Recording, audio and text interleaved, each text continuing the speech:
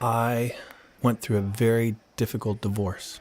Went from what I thought was a very happy marriage and things were good to it completely sending me into a downward spiral. And so after that, I fell deeply into drugs and alcohol. I started out in using cocaine, and ultimately it led me to using methamphetamines. But so much so that I literally smoked methamphetamines every minute of every day of my life for about 3.5 years. I had tried to quit 6 different times. Every time I would get sober, I would last maybe a month or two, and then I would find myself not being able to break free from that. I overdosed, and I ended up at Hoag Hospital. And a few people showed up to help me and to get me well, but it wasn't really like I thought it would be. It was not like tons of people sitting there going, oh, let's go save Derek. And I decided at that point I needed to really make a concerted effort to get sober. So I went back and really tried to do a better job. And I think I stayed sober that last go around like 4 months. Someone approached me and said, oh, you've been sober for a while. You could take one hit. And next thing I know, I'm another 1.5 years back into it again. And I woke up at Hoag Hospital again. And the second time I woke up there was no one there. I had burned every bridge of every relationship I had. I was 8 years in business and had a house and cars and very successful. And I lost everything. It was probably the best thing that ever happened to me, because it was at that moment that I realized, wow, I know I'm better than this. I have to do something to make a change.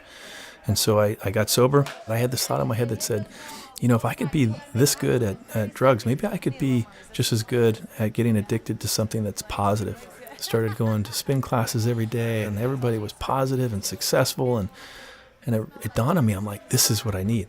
I need to be doing this every day. And I found myself spending 7 days a week, sometimes twice a day at different studios so people wouldn't know that I was crazy.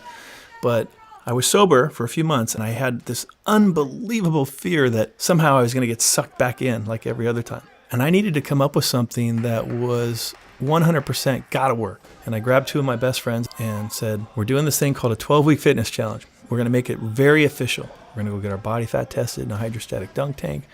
We're going to have what I called a Last Supper dinner.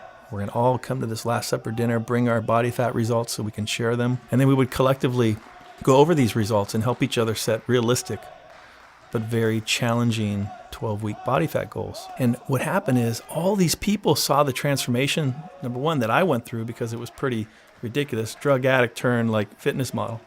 And then my buddies got amazing results. So by default, people were just asking, what are you guys doing? And we just said, we did this 12-week fitness challenge.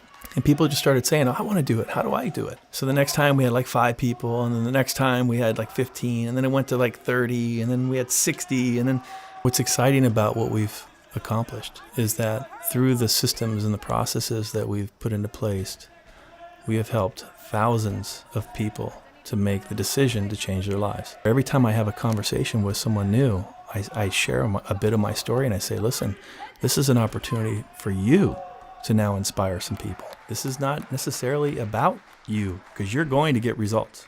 It's about how many people can you inspire because you made this decision to change your life.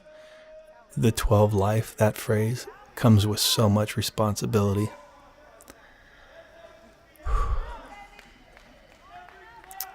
It's hard for me because the 12 means everything to me.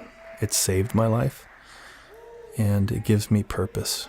If Josh and I were to walk away from this tomorrow, it wouldn't stop. We couldn't stop this, because there's so many people that have been affected that are so passionate about it. I honestly feel like this would continue on with or without us.